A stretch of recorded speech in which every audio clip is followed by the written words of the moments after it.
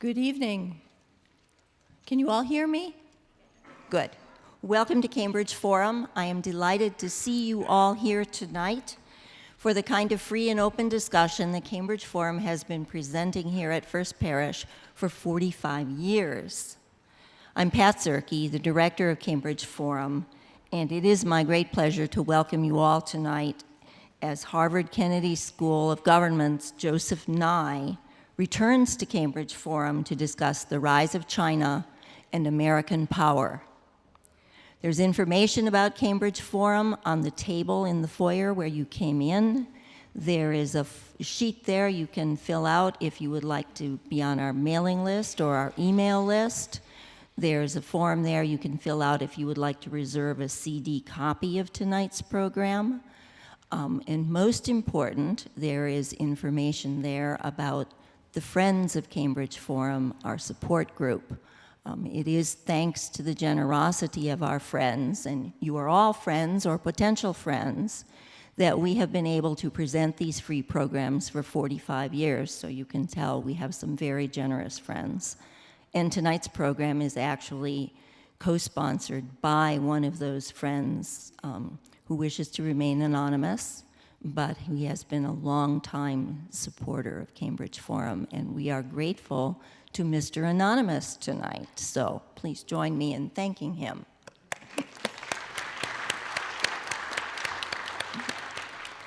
Okay. So there's a basket on that table, and you all know what baskets are for, and we do welcome your donations and are grateful for your donations in support of our programs. In addition to being able to reserve a CD, you can also purchase Joseph Nye's most recent book, The Future of Power. It's here for sale at the front of the room, and thanks to Harvard Bookstore, our partner for these events. Our moderator tonight is Lisa Mullins, co-anchor of the international news magazine The World, which is produced by the BBC, Public Radio International, and WGBH. She is an award-winning broadcast journalist with more than 20 years of experience. Among her many overseas assignments, she's reported from China and anchored the broadcast from Hong Kong when the territory was returned to China in 1997. In 2010, Lisa was a Nieman Fellow at Harvard. So she will introduce our topic and our speaker, and after his formal remarks, she'll begin the discussion this evening. After her initial questions, she will open the microphone for the audience to ask questions. And as you know, Cambridge Forum's programs are recorded and then edited as half-hour radio programs, broadcast nationally on National Public Radio. In addition, tonight's program is being videotaped by the WGBH Forum Network and by Osmond Field in Maine, and the program will be webcast on the Forum Network, and it will be available as an MP3 download as well. Welcome to Cambridge Forum. I'm Lisa Mullins, co-anchor of The World, and it is a great pleasure to be here to join in this discussion with you and with Joseph Nye on the rise of China and American power. China is on the rise. It's now a very powerful player on the world stage. It projects a worldwide economic strength and growing military might as well. Some questions that we're going to be looking to answer tonight at this forum. What does China want? What's it planning to do from this unprecedented pedestal on the world stage? And how about us? Where does this leave America? What role has the United States played in the transformation? And how might the Obama administration's played in this, its emphasis on China, shape this pivotal relationship? Joseph S. Nye, Jr. is the University Distinguished Service Professor and former Dean of the Kennedy School of Government at Harvard University. He has served in many capacities. He's been the Assistant Secretary of Defense for International Security Affairs, Chair of the National Intelligence Council, and Deputy Undersecretary of State for Security Assistance, Science, and Technology. In 2004, he published his book, Soft Power, The Means to Success in World Politics. It is, as many of you know, a seminal work. It re-envisions the ways power is projected in international relations. His most recent book is called The Future of Power, and it brings Joseph Nye's consideration of global power relations into the new century. And recently, Professor Nye has had the opportunity to meet with China's future leaders, and we are privy right now to be able to have some fresh insights from him into the future of American relations with China. Welcome to Cambridge Forum, Joseph Nye.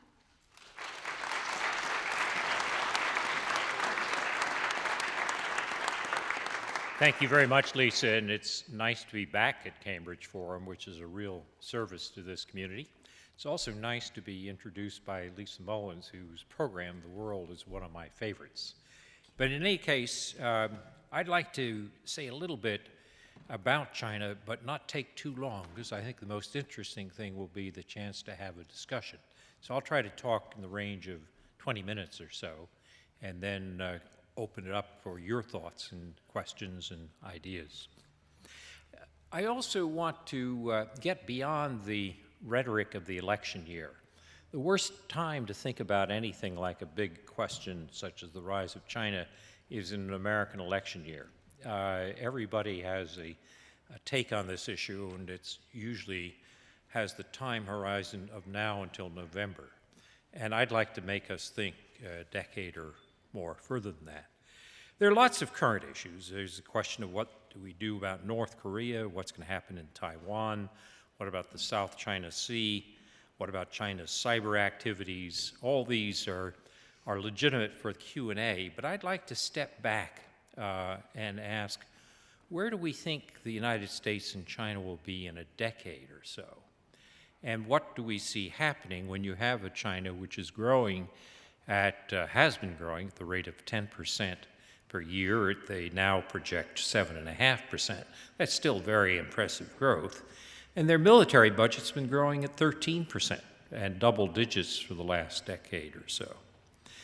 So where should we start when we think about what the rise of China will mean and how it will relate to American power? Let me start with a sometimes used analogy, widely used analogy, which is an analogy to the 20th century and to World War I.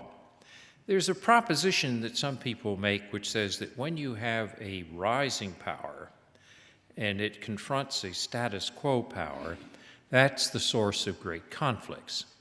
So they would say that the causes of World War I, in which the European state system tore itself apart and ceased to be the center of the world, was the rise in the power of Germany and the fear that created in Britain. And by analogy, they would argue that what we're going to see in the 21st century is a similar great conflict caused by the rise in the power of China and the fear that will create in the United States. There are very distinguished political scientists like John Mearsheimer at the University of Chicago, who says China's rise cannot be peaceful. If this is true, we should be looking forward to a badly disrupted century. I'm going to explain to you a little later why I think it's not true, but nonetheless, it is a worry that we should be paying attention to. In recent years, the last 2 or 3 years, there has been some evidence for this theory. And the evidence has been based on the fact that China has had a more assertive foreign policy. Many Chinese, looking at the collapse of the United States economy in 2008 in the financial crisis, and first negative and now slow American growth, and then looking at their own growth of 10%, say, you know, the Americans are in decline, we're rising fast, and we ought to get more out of it. And the great danger of that, of course, is that it creates a sense of hubris on the part of the rising power, and it also creates a sense of fear in the status quo power. And the years between 2008 and 2011 were indeed years in which the U.S.-China relationship became worse. And it became worse in part because of this belief that the Chinese had that the United States was in decline, and that many Americans shared with them. A recent public opinion poll I saw showed that a majority of Americans thought that China had already surpassed the United States. That happens not to be true, but it does account for this sense of fear. Now, what is the situation in terms of American power? Is it in decline or not? Well, first thing you have to do to answer that is distinguish between absolute and relative decline. Absolute decline is what happened to ancient Rome. Remember, Rome was not passed by another empire passing it. It was basically an economy with no internal productivity, which succumbed to internecine warfare and an onslaught of barbarians from outside. Now, whatever else you may think about the United States, that's not a very good description of where we are today. The World Economic Forum at Davos ranks the United States as the fifth most competitive economy in the world. China, incidentally, is number 27th. And the economies that are more competitive, according to the Davos Forum, are small economies like Switzerland and Sweden and Singapore, and so forth.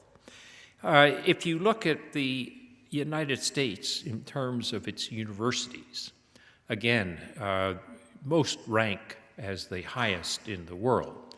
If you look at the United States in terms of research and development, the United States spends more on research and development than China, Korea, and Germany put together.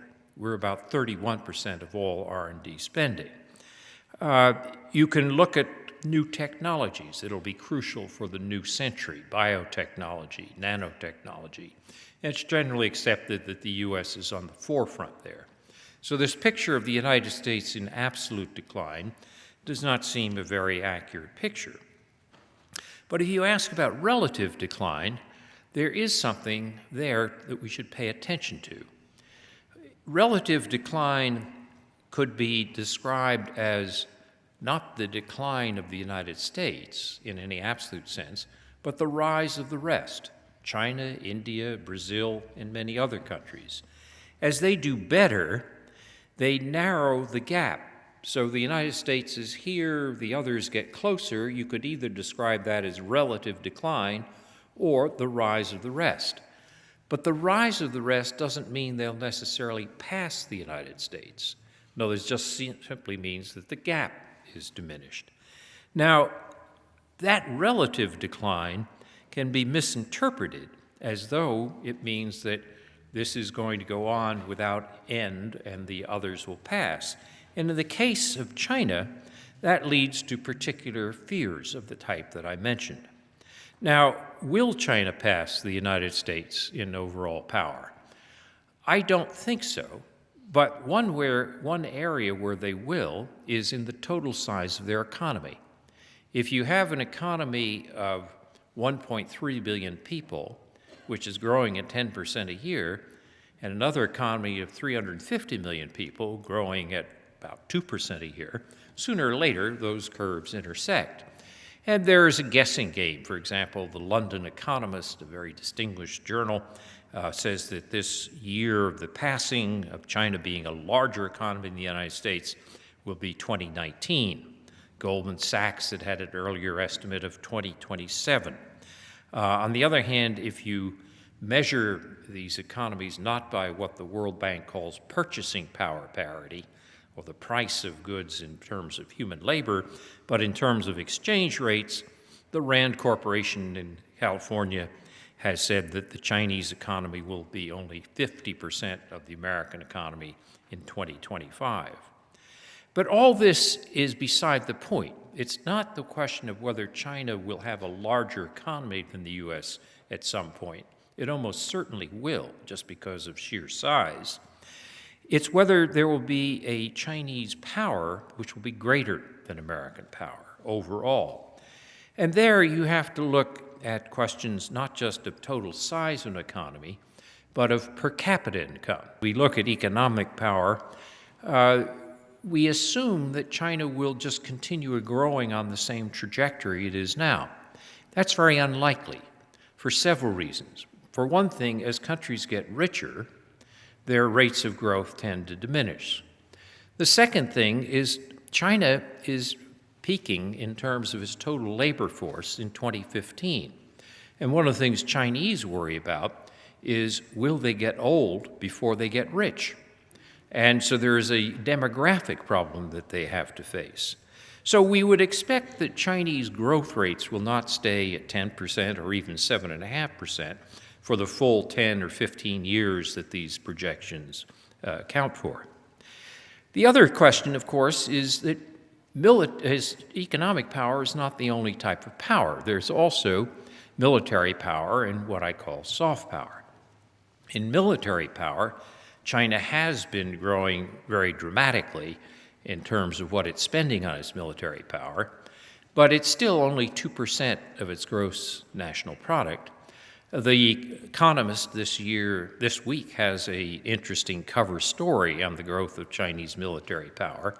But when you look carefully at it, you'll see that there's a huge difference between China developing its first aircraft carrier this year and the ability to have 11 carrier battle task forces, such as the United States has. It's going to be decades before you'll have equality of military power. And the third aspect of power, the third dimension besides economic and military power, is soft power, the ability to get the outcomes you want by persuasion and attraction. And there the Chinese are indeed very interested in increasing their soft power. Hu Jintao, the Chinese president, told the 17th Party Congress of the Chinese Communist Party in 2007 that China needed to invest much more heavily in its soft power. This is a very smart strategy for China. If you are growing rapidly in your economy and your military, what's going to happen? You're going to scare your neighbors, and they're going to try to form coalitions to balance you. But if you can increase your soft power at the same time so that you're attractive to your neighbors, they're less likely to try to balance your power. And so Hu Jintao's statement that China should invest more in its soft power was a very smart power strategy. The problem that China has is that it's not an easy task for China. They are spending billions of dollars on taking their Chinese Central Television or Xinhua News Agency and making them sort of the international equivalents of Al Jazeera. They're developing Confucius Institutes to spread Chinese culture around the world. All these are good things.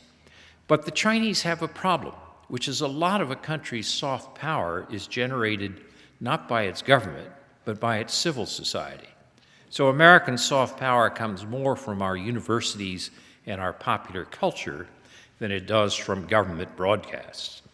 But China finds it very difficult to let go of popular culture and civil society. So, for example, after the Shanghai Exposition in 2009, a wonderful exposition that I remember going to and coming away with a very positive view about China as a result of it, the Chinese locked up Liu Xiaobo and prevented him from going to Oslo to occupy his seat at the Nobel Prize ceremony. And that effort to control the civil society basically meant they stepped on their message. They basically couldn't allow the kinds of freedom that were necessary to really develop soft power. So China's soft power is increasing, but it's not going to increase to the point that American soft power is prevalent, as measured by BBC polls and others, until they're able to loosen up on their civil society. So what we see then is a situation where, yes, Chinese power is increasing, economic power, military power, and soft power, but the idea that it's going to pass American power anytime soon strikes me as unlikely. Now, you could say, why does this matter? Who cares? I mean, power is not good or bad per se. As I say in my book, power is like calories in your diet. Too few and you expire, too many and you become obese. So it's not just a great thing to say we're number one or we're the most powerful. On the other hand, if you don't have a realistic estimation of what power relationships are, you can get the kinds of miscalculations that I referred to at the beginning, that growth of hubris in the rising power and that growth of fear in the status quo power.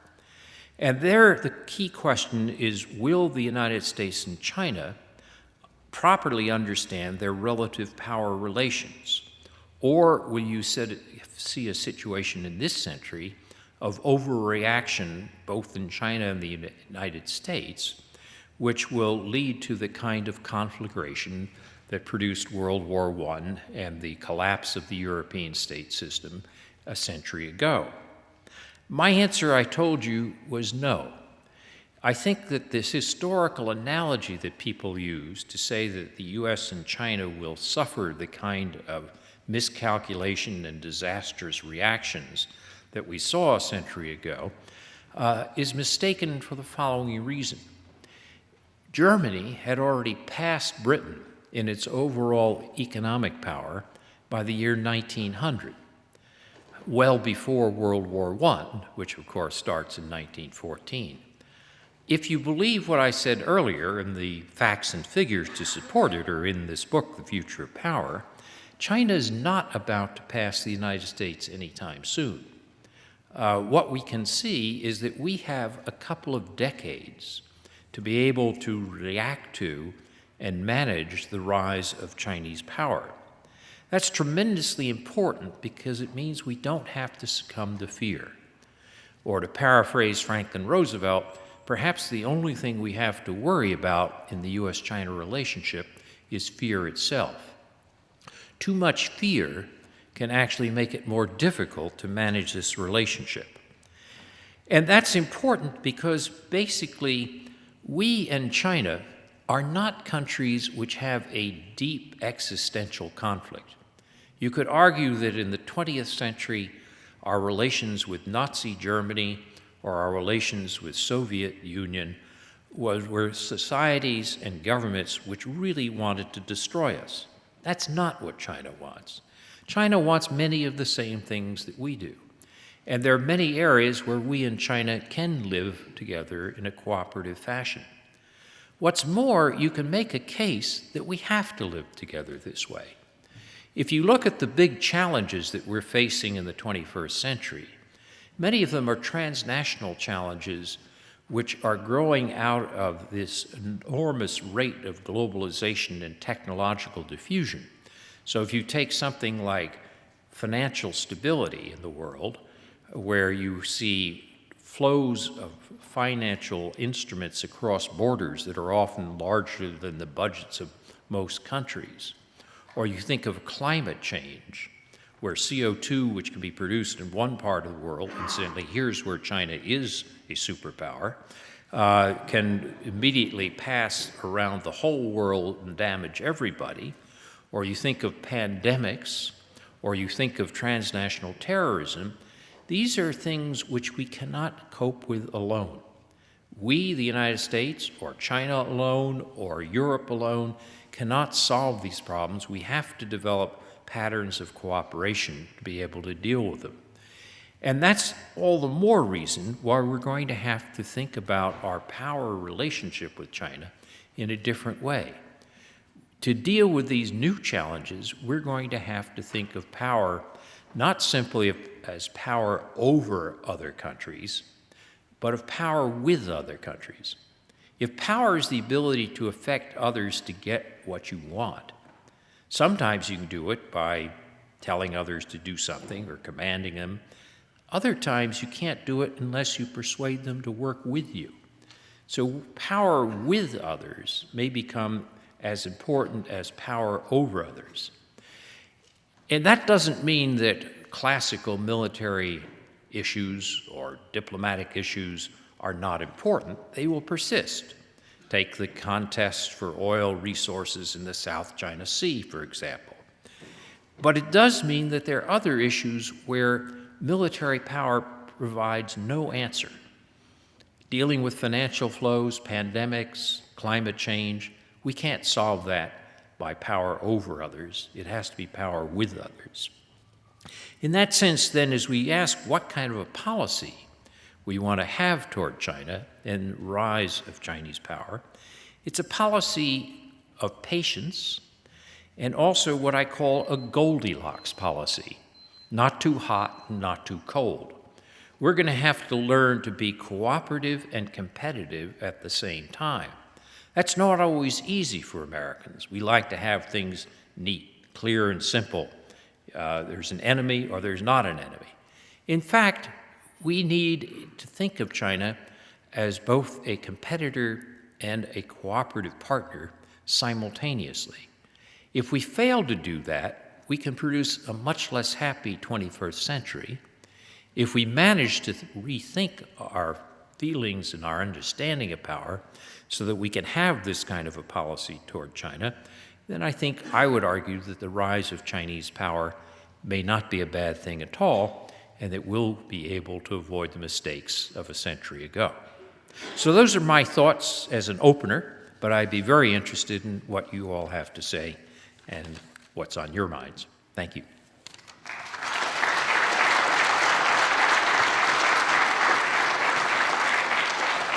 That is Harvard's Joseph Nye, our Cambridge Forum guest speaker. His topic, as you've been hearing, is China's growing economic and military power in the U.S. and the U.S. response to that as well.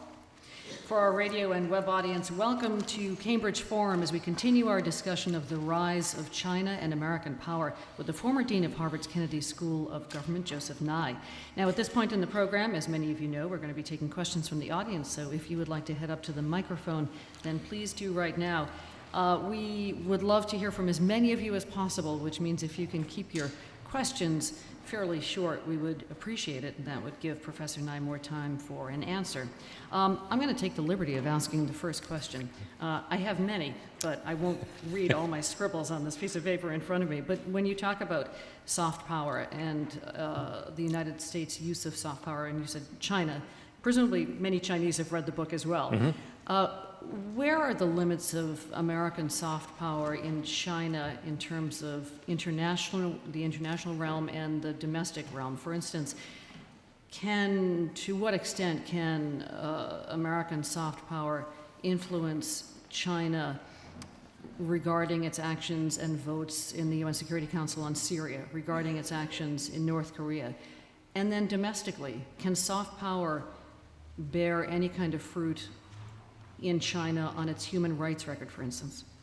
Well, it's a good question, Lisa. I think very often soft power is not adequate to solve problems. For example, take your issue of North Korea. Soft power is the ability to affect others by attraction and persuasion. Kim Jong-un, the new dictator of North Korea, is not going to be affected by persuasion and attraction. And if we want to make changes, it's going to be through the hard power of threatened sanctions. And the country that has the most ability to do that is China. And China has been quite unwilling to use its hard power against North Korea. So I would say that there are cases, Korea being a good one, where soft power doesn't do very much good. On the other hand, if you look at the long-term relationship of how U.S. and China will relate to each other, the fact that there are 125,000 Chinese students in the United States, and that many of them will be going back to China, the fact that there is a widespread appreciation of American universities, American culture in China, means that we have a better basis on which to try to work together. It doesn't mean that all problems are solved, but it does mean that instead of a vilification of the United States, there is some basis of understanding. Indeed, a Chinese scholar named Wang Jise at Peking University, Beijing University, and I wrote an article together saying that if the United States and China want to avoid a conflict, then the rise of Chinese soft power in the United States, that China looks more attractive to us, and the rise of American soft power in China, that we look more attractive to Chinese, may be a win-win situation where we're both going to be better off. And I think that's probably the way to think about the role of soft power. Do you mind just answering that other Yeah. part of the question? Can American soft power influence China on its human rights record? On the human rights record, I think it will take a long time, but I think you're already seeing something happening there. It's not going to produce a Chinese vote against Syria in the Security Council. I mean, that the Chinese see as a matter of their interests, and there they followed the Russians, unfortunately. But if you ask how are Chinese domestically thinking about human rights, you're beginning to see more attention to it. Partly if it's a function of, as China becomes wealthier, more people care about these issues. Partly it's a fact that the Chinese care about their soft power in the eyes of others. So when I go to China, I find that I'm often asked to give speeches about this, and I'm asked, how can China increase its soft power? And the answer I give is, let Liu Xiaobo out of jail, or pay more attention to human rights. And that doesn't lead to a lot of applause in the audience when I say it. But afterwards, sometimes people will come up to me and say, you're right, and we're working in that direction. And it was very interesting to me that Xi Jinping, when he was at the state lunch in Washington in early February, Vice President Biden pressed him on China's human rights record. And he didn't say, it's none of your business. He said, we still have a distance to go, but we're working on it. So I think gradually we're making progress on that. Thanks. Okay, why don't we start off with our first question? Thanks.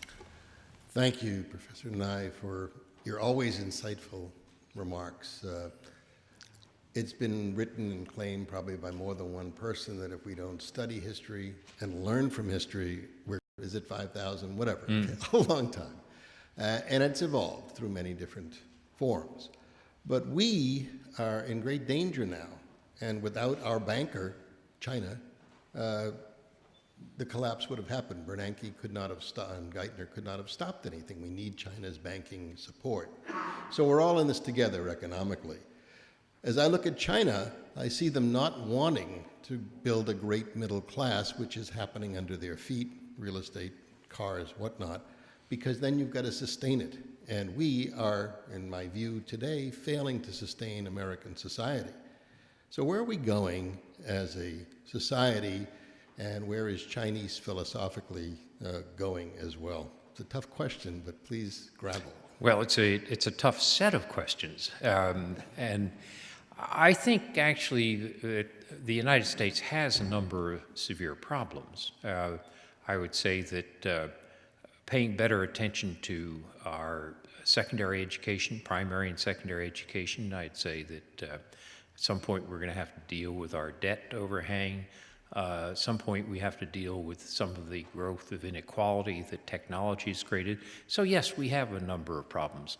But China has a number of problems too. And if you ask me, would I rather have our problems or theirs, I think I'd just as soon have ours, much as I don't like ours. China has never solved the problem of political participation.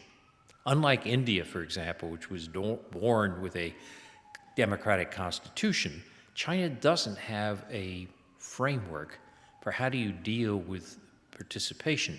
And as people's income grow, it's a pretty good regularity in history that they want more participation. I didn't say democracy as such, but more participation. Add to that the increased role of the internet and communication, where you have, over 500 million Chinese on the internet. Now, not just with the internet and emails, but with Weibo, which are Chinese like Twitter. And the control that the Chinese used to have is becoming much more difficult. So the Chinese are facing a number of problems, and we are facing a number of problems. But if I had to ask you, somebody said you're a person from Mars, and you can have one hand or the other of these two hands to play in this game, I think I'd still take the American hand for all the problems that we have rather than the Chinese hand. I was encouraged by your opening remarks about long-term views to ask two very speculative questions. In the next decades or this century, could you speculate on China's likelihood of encountering the bad emperor problem? And can you speculate on whether China will in fact remain intact as a nation? Good questions. I think China will remain intact as a nation. Chinese nationalism is pretty strong, and the Chinese Communist Party has been using nationalism to try to reinforce its legitimacy. It may call itself the Communist Party, but there's very little communism left. So basically, they become legitimate through a high rate of economic growth plus nationalism. So if you look at the internet in China, you'll see a large amount of nationalism, part stimulated by the government, but partly because that's what goes with this rising middle class. So I think that China is likely to hold together as an entity. The question of will they have a bad emperor, will there be a political problem, will they be able to solve political transition, is a lot harder to answer and much more of an open question. The Chinese have had a set of generations of leadership. This group that's going out of office at the end of this year is often called the fourth generation. And the group that's coming in next year is called the fifth generation. And some people think that the real change in China, as long as we're taking a long-run perspective, will be with the sixth generation. The sixth generation of Chinese leaders, many of them will have been educated overseas, will be very sophisticated and knowledgeable about the world. And so in that sense, the prospects for major change may be in the 2020s. The sixth generation, if you keep on with the cycles they have now, won't be in office until the 2024 or so. But so if you can get that far, you might see some major political change in China. The question is, will you get that far? You're seeing, if the Americans have an inequality problem, the Chinese inequality problem is even worse. If you look at corruption, the corruption is absolutely terrible. If you look at the injustices that are done to peasants and others who are having their land taken away from them, these are huge problems. And so the Chinese are going to have to figure out, how do you move from where they are now into the 2020s while maintaining a broad base of legitimacy but increasing participation.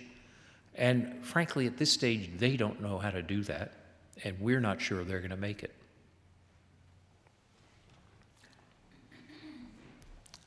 Good evening. I was reflecting on the comment that you made that China wants many of the things we want.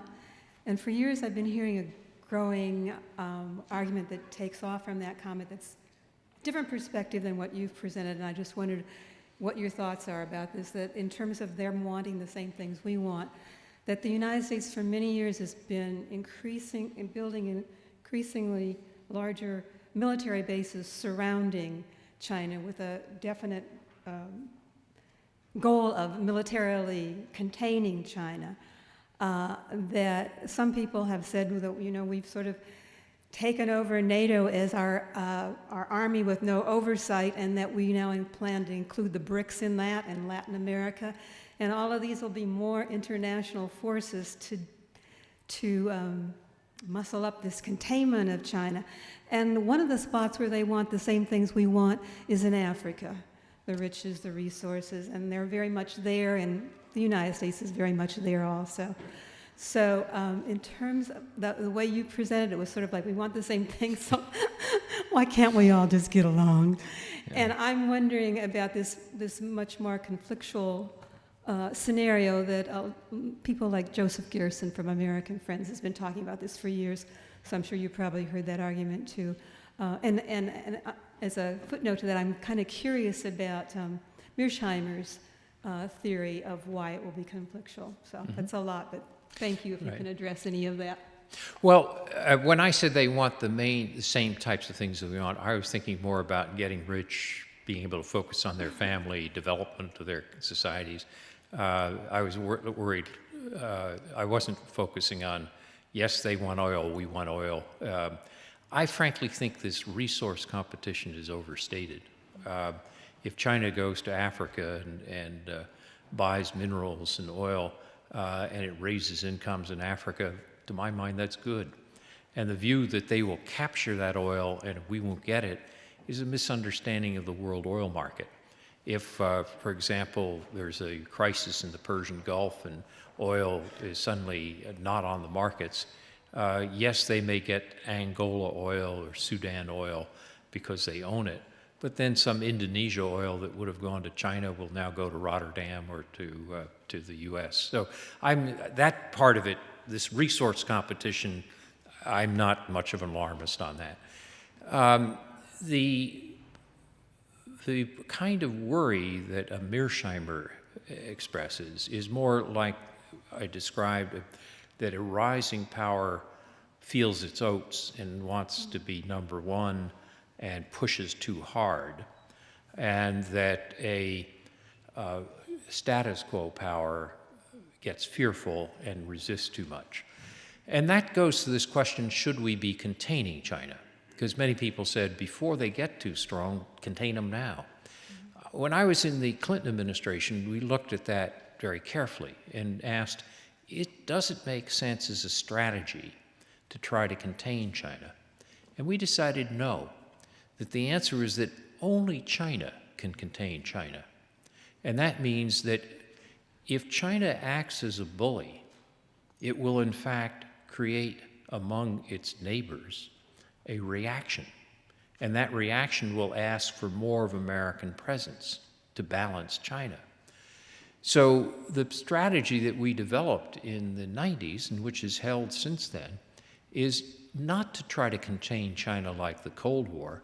After all, we not only trade with China, we have a huge deficit with China. In the Soviet days, we had not only no trade, but no social contacts. There were no students, and now we have 125,000 Chinese students here. This is not containment like the Cold War, but it is a situation where we say we can shape the environment so that China has an incentive not to act like a bully as it goes stronger. So as long as the U.S. keeps its close relationship with Japan, has good relations with India, keeps a position in Asia in which Asian countries want us there as protection in case China becomes a bully, then you're in this situation that I described as only China contains China. And notice what's happened over the last several years. From 2009 to 2011, China started pressing very hard on islands in the South China Sea, the East China Sea, the Japanese Senkaku Islands that the Chinese call Diaoyutai. And what happened is that after a couple of years of China's throwing its weight around, everybody had worse relations, all its neighbors had worse relations with China and better relations with the United States. Not because we went in to form a NATO, it's because these other countries said, we'd like to have you there just in case the Chinese keep up this assertiveness. So I think the attitude toward China is not containment. It's to essentially be a forward presence, helping to shape the environment, inviting, as Bob Zoellick says, China to be a responsible stakeholder, and make sure that China has no incentives to throw its weight around. That's basically the strategy we followed, and I think it's working. And I think if we follow that strategy, we can avoid this Mearsheimer-type fear of China throwing its weight around too much and the United States becomes too fearful.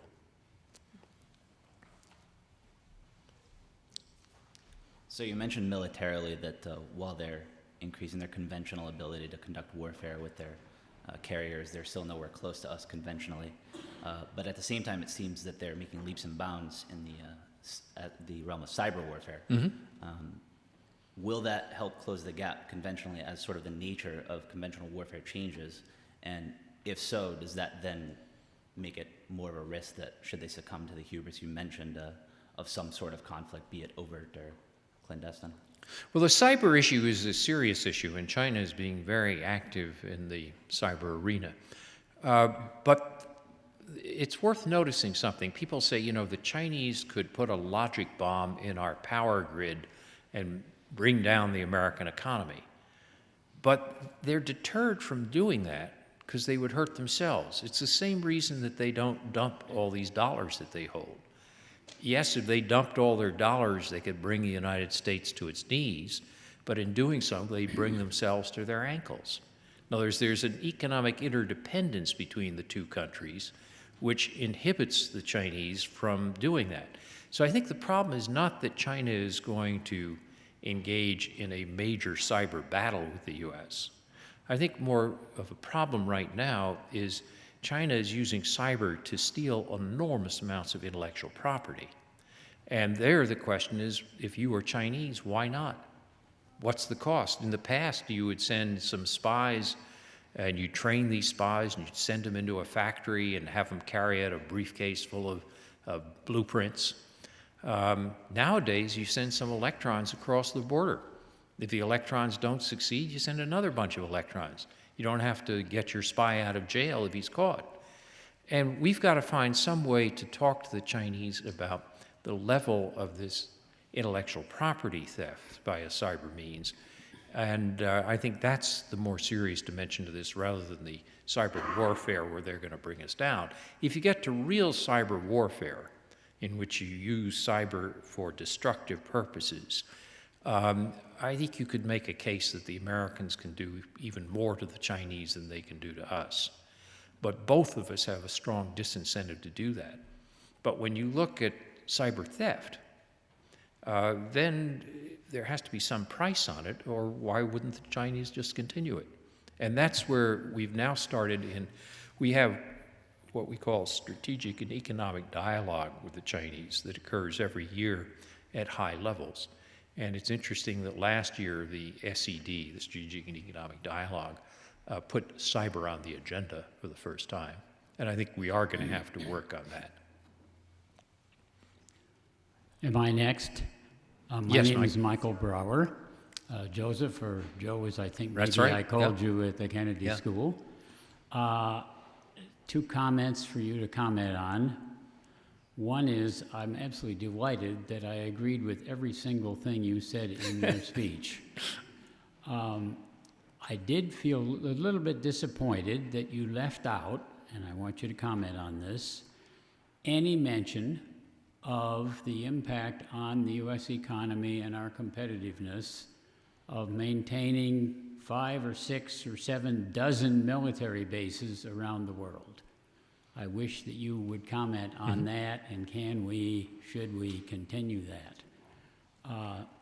Second, for you to comment on, in your comment period here, you made a statement that I either don't understand or don't agree with, and I want you to comment on it. I think you said the technology revolution led to the increasing inequality in the United States. And my perspective is that the richest 1/10 or 1/2 or 1% of Americans have seized power and are threatening our democracy and have accumulated more and more income in the last 30 years, to the extent that they now have more income than the poorest 1/3 or 1/2 of Americans. So please comment on that. Okay. The issue of inequality, to take the second question first, is there are many causes of inequality. But sometimes people say it's globalization. It's, sending jobs abroad. It's the competition of Chinese labor and so forth. That's part of it, but the trade economists that are my colleagues at the Kennedy School say the real source of this great divergence in the gaps of incomes would exist even if we had no external trade, even if China didn't exist. And the argument is that with the role of computers and information, there's an enormous premium on education which provides you with the ability to use these new information. And that means that if you could graduate from high school 30 or 40 years ago and get a good job at an automobile factory, and all you needed was to turn a wrench or to use a hammer, now you have to use a numerically controlled machine tool. And the level of education that you need to be able to get that same middle-class income has changed. That is a gap which is being created not by China, but by the growth of information technology in the economy. That's not the whole of the problems of inequality. There's also lots of questions related to the tax code, to the privileging of finance, to the inadequate financial regulations. There are lots of sources of the inequality, but I think the argument that some of my economist colleagues make is that it's this fundamental change of the role of information technology which has made this larger gap in the middle class than existed 30 or 40 years ago. Mike, remind me of the first question now. Military bases, sorry. On military bases,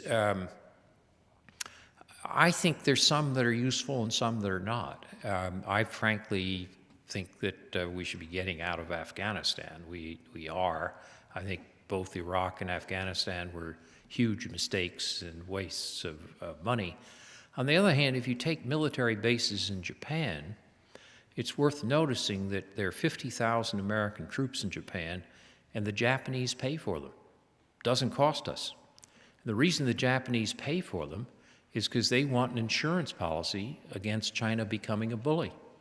So if you said, should we reduce bases in some areas? Yes. Should we reduce them in Japan? I think absolutely not. I mean, it doesn't cost us anything, and it greatly increases American influence in the region. So on the military bases, my answer would be it depends. Hi, my name is Brandon. I guess my question would be that part of America's status as a superpower, there's always been somewhat of a moral claim that, we know what's best for the world, or we're going to be the people that are going to step up to solve conflicts, whether it be like Syria, Libya, Rwanda, and all these other places. And in my view, part of what arose from that is sort of like the dynamic between capitalism and communism, and the belief that the capitalistic system was more moral. And how can we continue to make the same moral claim that we know it's right for the world, or that we represent like the moral interests, if we no longer are a superpower? And if China sort of usurps us in this regard, what type of moral claims do you think China's going to make? Because it seems so far that they're not making moral claims at all. And how does that play into superpower? Well, it's a very interesting question, and we ought to be careful not to feel self-righteous, so we always know the right answer morally. We don't. We, as a country, we've done some things that are not very moral. I would argue that Iraq was a case in point, even though we used a moral rhetoric sometimes to justify it. So I would not argue that we have the answer. I would say we ought to remember what John F. Kennedy said when he said we need to make the world safe for diversity, not just impose our views of morality or how to run a society. With that said, however, there is a situation that as long as the United States is the largest country, it makes a difference whether we are providing what's sometimes called global public goods, a international trade system that's relatively open, a financial system that's relatively stable, movement on some of the global commons issues. And the problem here is if the largest country doesn't take the lead on those issues, then nobody takes the lead, because for smaller countries, it's not worth taking a lead. You don't have a big impact, so it's better just to be a free rider. And the big question that you're seeing in some of the books that are being written now by Robert Kagan and Michael Mandelbaum and others is the danger that if the United States thinks it's no longer strong enough to work on these issues, and it pulls back, and China says, we're a developing country, we're not ready to work on these issues, maybe nobody provides global public goods. In the 1930s, the United States had already passed Britain in economic strength, 20s and 30s, but we didn't see ourselves as responsible for providing these global public goods. And the late Charles Kindleberger, the great MIT economist, argues that this was one of the causes of the Great Depression, that Britain no longer could provide these global public goods, and the United States was acting as though it's a free rider, even though it was the strongest. Some people say that may be the real problem with China, that China won't step up to the plate, won't do its part. And that, I think, is a real danger. On the other hand, it's interesting to notice that China is beginning to realize that its traditional position as having nothing to do with public goods, of not, as they put it, not interfering inside other countries, isn't going to be adequate. China now has a large number of troops that are involved in U.S. peacekeeping missions. China now has a naval group that is trying to deal with other countries or help other countries deal with Somali pirates. So China's beginning to step up to this.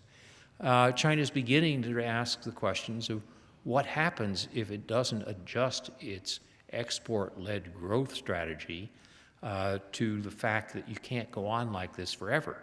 And so it has developed a new 12th five-year plan to focus more on internal consumption and moving industry toward the western parts of their country. So China is beginning to move in that direction. And the question is not, is the United States more moral or more right than China, but can we in China develop patterns of cooperation and habits of cooperation so that we can work together on providing some of these global public goods? Thank you for being here today, Dr. Nye. My name is Swat, and on the question of civil society, you mentioned that until China starts to loosen up its civil society, will we see an increase in their soft power? So I have a two-part question to that. First of all, how does either the U.S. government or even U.S. corporations involved in China right now help China loosen up its civil society? Because we're both aiming towards the best, same things, it's within our best interests. Now, as a counterpart to that, a crux of controlling the civil society, I'm assuming, is censorship. So how and when does a censorship stop? Well, let me give you a recent example, which is the issue of Apple and Foxconn, which is the Taiwanese-owned company that assembles your iPad, your iPhone, and everything else in China. Foxconn had developed a quite repressive labor system, very low wages, people in pretty poor conditions. And what's interesting is that Apple, after feeling some pressure on public relations and its own soft power of its brand here in the United States, hired a group to look at the conditions at Foxconn factories, and the report came back a few weeks ago saying these conditions are not what we want to stand for. And Foxconn announced it would make changes in those conditions, in those countries. So there's an example where an American corporation, feeling pressure from parts of American civil society, has actually gone and done something which has improved working conditions and workers' rights in parts of China. So we can hope to see more such examples.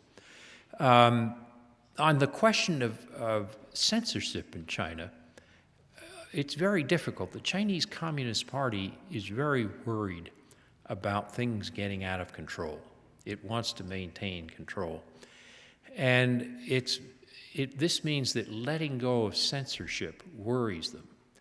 But as they try to censor too much, they cut themselves off from information. There's this great, very interesting case a year or so ago of the Wenzhou railway accident. The Chinese have there's been a lot of pride in how China has developed its high-speed rail system. Many American columnists and so said, you know, look at how China can do this and we can't. The answer, if you don't have any property rights and you don't have any lawyers, you can do high-speed rail pretty quickly. But the price of this was that the Ministry of Rail, which is very powerful in China, was very corrupt, and it developed a system where the safety standards weren't adequate. So when the high-speed rail in Wenzhou led to this catastrophic accident, the first thing the rail ministry did was try to bury the evidence, literally, take the rail cars and bury them so nobody could see. But in modern China, there were just enormous, I think I read somewhere something like 10,000 people who had what we would call tweets, what they call Weibo, describing all this and commenting on it.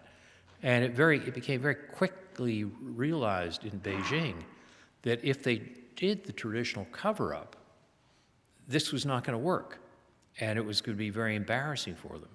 And so they started to investigate this. They fired the rail minister, who was corrupt, and they started looking seriously at how you dealt with safety problems. They're going to need that kind of feedback. They're going to need that kind of information to run a more effective society. So I think one incentive for, being a little less onerous on censorship is without adequate information, it's very hard to manage a modern society. The other is, I'll tell you an anecdote, which is that I was giving a speech at Beijing University, and one of the students stood up, as I mentioned earlier, this happens frequently, and said, how can China increase its soft power? And I said, well, think for a minute about the film industry and compare China's film industry internationally with India's film industry. Why is it that India, which is smaller than China and poorer than China, dominates the international film industry? More films than Hollywood. Dance. Partly dance, partly very just lively films. And but is it because China can't do it, or because China doesn't have talented directors or actresses and actors and so forth? The answer is no. China has censors, and India doesn't. And when you get rid of the censors, I suspect Chinese film will be a lot more influential on a global scale.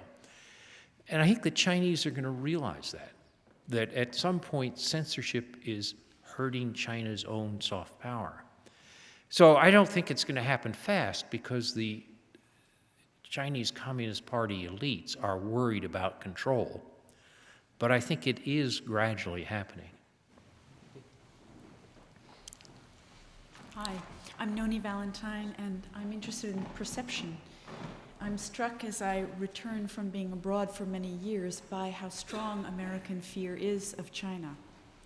And I'm wondering what kind of role you think that fear may play in navigating these changes that are happening, and how might we manage that so that it does not undermine what U.S. interests, let's say?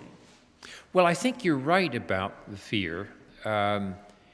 And you see this year in the election campaign with people saying, I will take a very strong position against China, and that can lead for retaliation or tit for tat and so forth.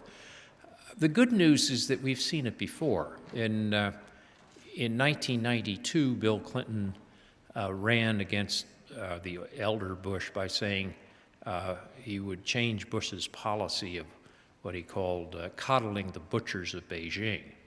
And in 2000, his son, George W. Bush, said that he would change the policy of China from Clinton's strategic partners to strategic competitors. And that basically changed. This year we had, I guess, Governor Romney saying that he would declare China a currency manipulator and punish them on the first day he was in office. So we've got a history of campaign rhetoric, which sometimes is excessive. I think the key thing for Americans to realize is that we don't have to be so fearful, and that being too fearful is going to lead to rash actions. which are going to inhibit us from actually managing this relationship in a way that's good for us as well as good for them and for the rest of the world. So this is why in this book I try to get people to think about power in a different way, power with as well as over others, and why I try to describe the power relationships between the United States and China as one where we don't have to be so fearful. We're going to be a lot better off if we just keep our heads about us. Thank you very much. Since China is mostly ethnically Han and philosophically based on Confucianism, contrasting to Western Europe and America, and through history, China has been very open to the world and then closes off when it thinks it's being threatened by outside influences. Do you think China in the future would close itself off to outside influences if it feels stability is being threatened? Well, China has closed itself at times. Mao Zedong certainly went through periods of closing China off. In his period in the Cultural Revolution era in the 60s, he basically tried to isolate China as a way to continue his revolution at home, what he called the continuing revolution. I think it's very hard for China to do that nowadays. I don't see, if you look, prosperity depends upon its international trade. I think closing itself off would be very difficult for China, particularly since the legitimacy of the Communist Party, this ruling elite, depends upon rising prosperity. So if they tried to close themselves off and that led to lower rates of economic growth, they would be essentially shooting themselves in their foot. So unless you have a real revolution, unless you have a major turmoil in China, where maybe in those circumstances you could get a closing off, I would not expect a return to sort of a Maoist inward-turning policy. Hi, my name is Philip Kim, and I actually studied your book last summer. And I came to realize that I agree with you on two major things.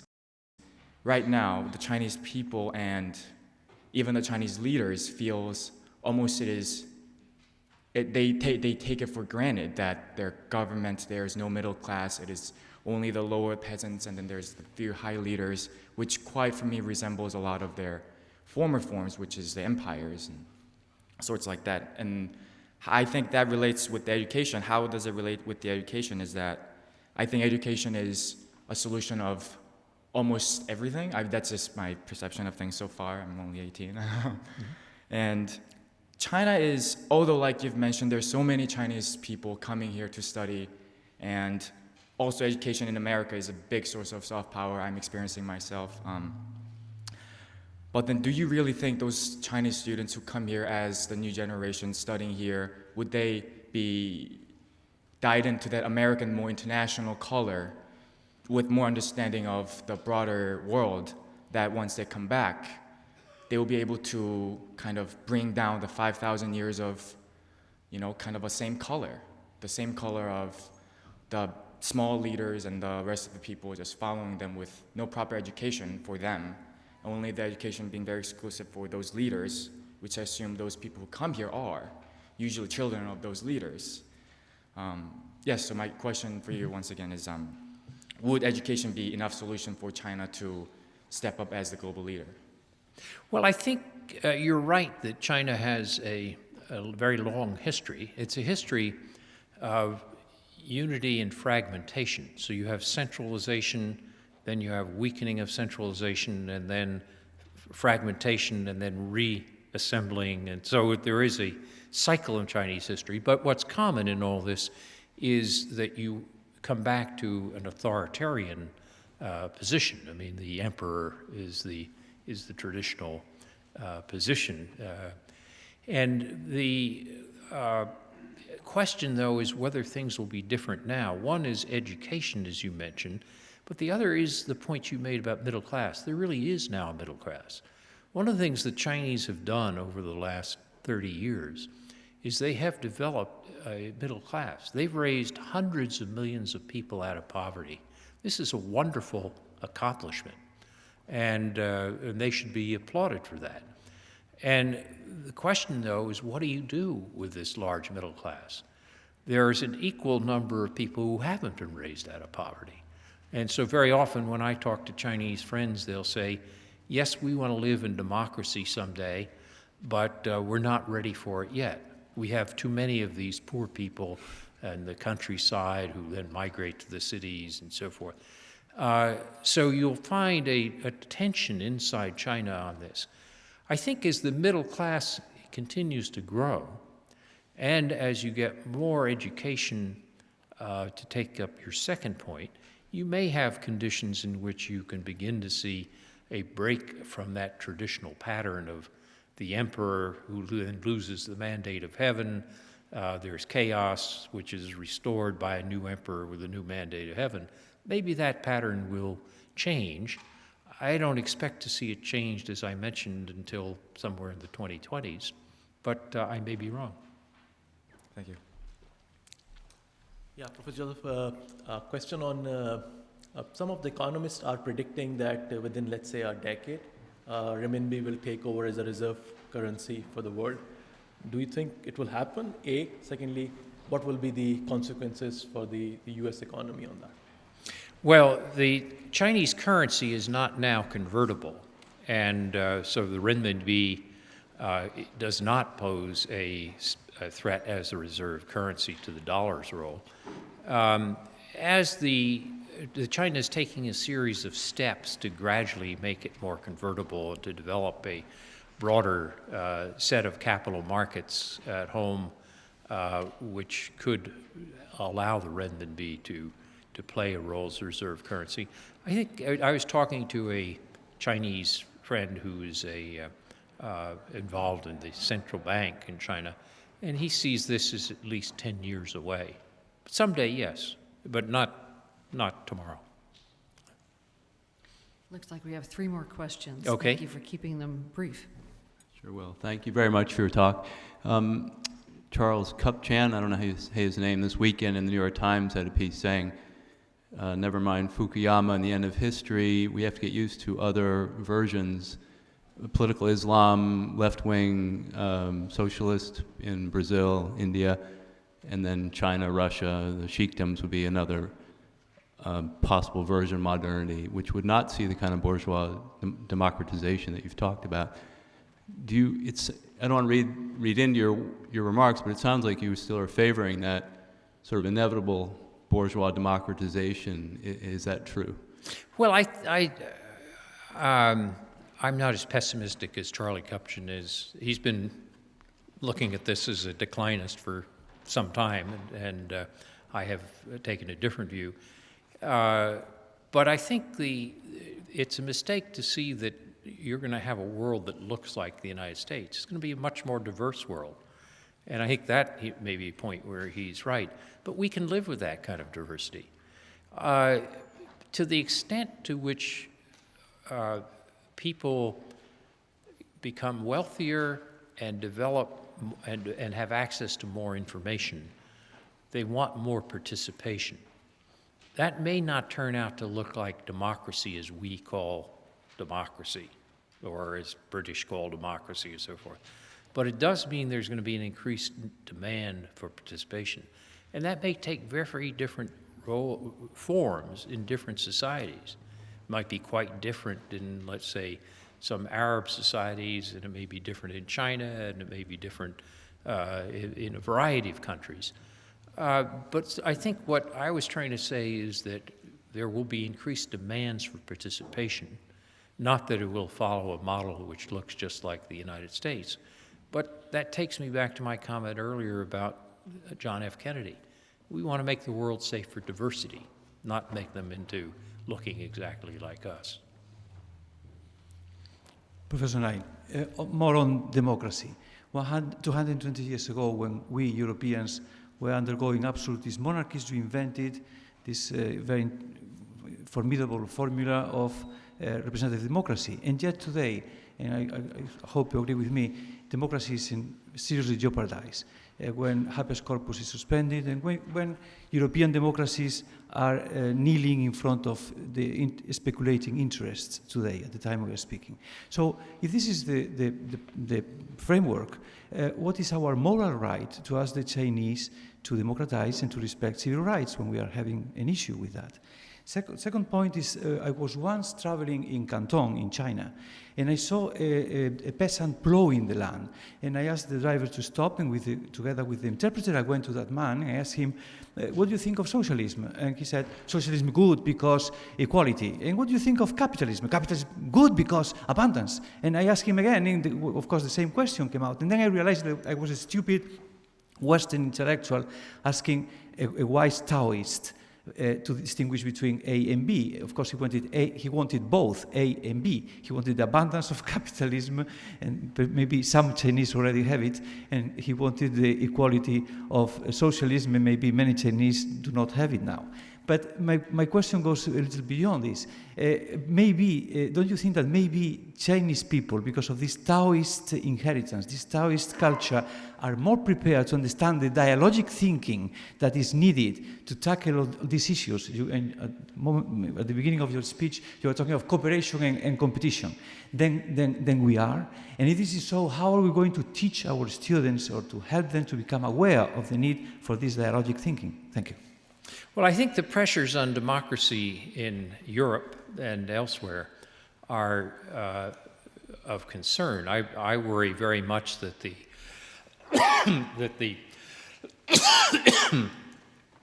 that the current problems of the euro and the financial situation in Europe could be detrimental for European democracy, and I think that would be a great loss. I think, however, that we'll get through this. It is true that we see in both Italy and Greece unelected governments, technocrats, and that's at odds with democracy. But I think they're temporary aberrations. But in any case, I don't think we in the United States or in Europe have an answer to impose on China or to have the Chinese necessarily follow us. But I think the Chinese, they do want equality. They also want prosperity. They also want more individual liberty. How they work those things out, the famous French liberté, égalité, fraternité, each society will probably work those out in its own balance. There are trade-offs among these values. And I just think that what we'll see in China won't look just like what we have, but I don't think it'll look like China today either. And we'll wait and watch how that evolves. But that's again the point, that we don't try to tell the Chinese how to run their society, but we can say that as they want to make changes, we should be sympathetic and helpful. Just to honor the clock, we have 5 minutes. Two more short questions and 2 brief answers would be great. Thank you. Okay, Professor Nai, thank you for offering a new perspective of the power with the soft power. My question would be, how can you measure the power since you have offered it to? And I know the answer must be very hard, but if we cannot measure them correctly, I think maybe the perception really matters. Both the fears in the United States and the nationalism in China, it's a part of the perception. So how can we have an objective or a good perception with a state-owned media in China and a very belligerent media in the U.S., controlled by some people? I mean, the failure of the marketplace of ideas before the Iraq War. Well, we see constant efforts to measure power resources. How big is the army? How strong is the economy? How popular is the country in terms of public opinion polling, which measures soft power?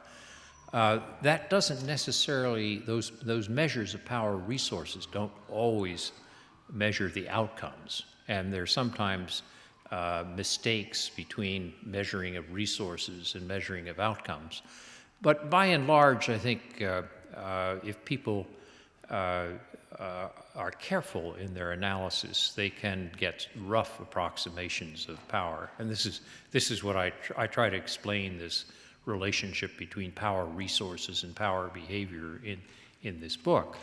But I think the great danger I see is that people may take one dimension of power, say the rise of Chinese gross domestic product measured in purchasing power parity, and say that because that means it'll pass the US, now China's more powerful. That kind of simplistic, taking one form of one resource, is the kind of thing that I think we have to avoid. What about the perception? Perception, well, that goes to perceptions, which is that if you allow this kind of simplified exaggeration, such as China will pass the United States in GDP measured at purchasing power parity in 2018, that means China is stronger. That's a perception. We have to avoid allowing that kind of perception to take hold. It's not a very good analysis. I don't have a question for Mr. Nye. I'm looking to hitch a ride home. I live 1 mile north of here off Concord Avenue. Is anybody driving?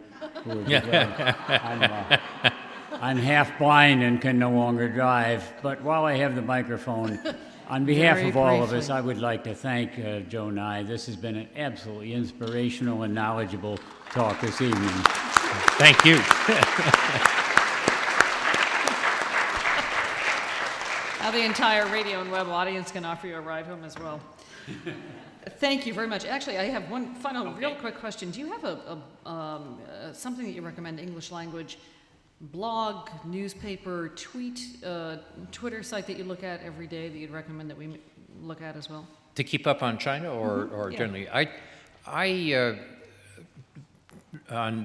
There's not one single source on Twitter that I use or blog. I use the foreign policy blog generally, which also often has some good information on China. And if I were to look on Twitter, I just generally scroll through and see whether there's not one person that I look to. Anything coming from China that you'd recommend? Well, there are some groups that are proposing the Weibo or forwarding the Weibo from China, and Ethan Zuckerman at MIT has pointed out a number of those.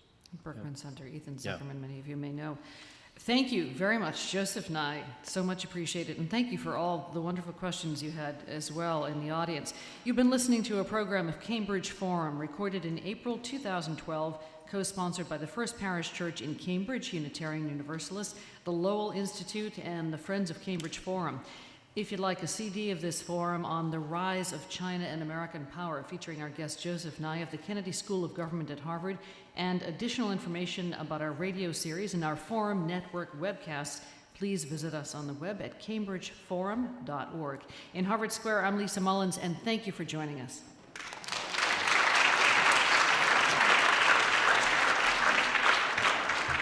Thank you, Lisa. Thank you so much.